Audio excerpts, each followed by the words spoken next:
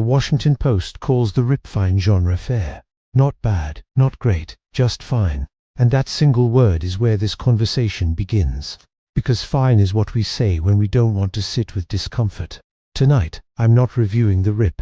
I'm reviewing how we review movies, and why that matters more than we think. The article opens by lowering the bar. If you like grimy crime flicks, you'll like the rip.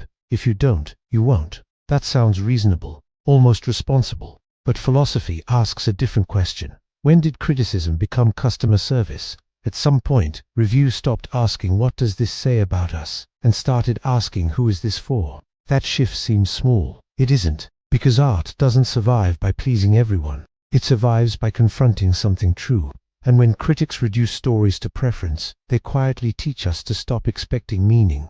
The article makes a smart observation early on. We can separate Damon and Affleck from their past roles, and that's true. We don't watch them as characters, we watch them as history. But the article stops there. It never asks the deeper question. Why do we trust familiar faces more than unfamiliar ideas? Philosophy tells us familiarity is comforting because it lowers cognitive effort. We don't need to think as much.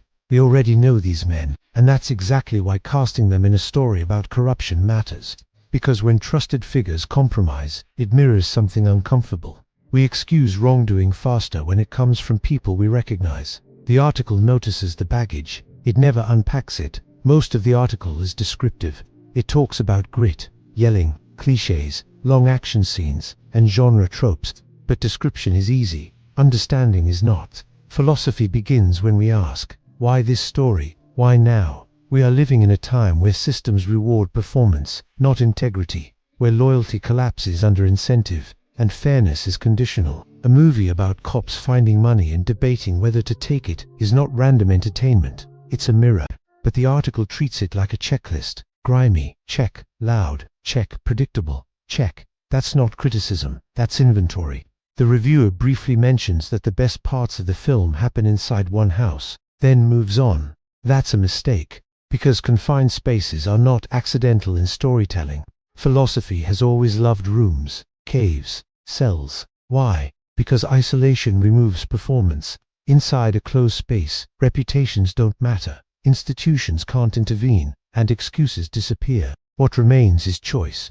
The house in the rip isn't a location, it's a moral experiment. And yet the article never treats it as one. This is where the article almost becomes important. Almost. Near the end, it mentions that if the rip performs well, everyone who worked on it gets a bonus. That's huge. That's not trivia.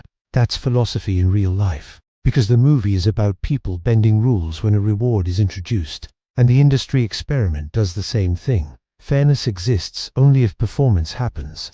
So we're left with the question the article avoids. Is morality still morality if it is conditional? If workers are treated fairly only when numbers go up? Is that justice or incentive? The film and the system mirror each other perfectly, and the article walks past it. Calling something fine sounds harmless, but it dulls curiosity. It tells the audience, don't think too much, don't expect depth, consume and move on. But here's the danger. When critics stop demanding meaning, audiences stop looking for it. And when we stop looking for meaning in stories, we stop looking for it in life. That's not dramatic. That's cultural drift. This isn't about defending the rip. The movie doesn't need defending. This is about how easily we accept shallow engagement with stories that clearly touch something real. Corruption, incentives, loyalty, performance-based value. These are anti-genre cliches. They are the architecture of modern life. The article asks, will enough people like this movie? Philosophy asks something else. What does it say that we recognize ourselves in it? Maybe the rip doesn't transcend genre. But maybe the real problem is that we've stopped asking genre to transcend anything. This is 9. We don't rate movies. We question what they reveal.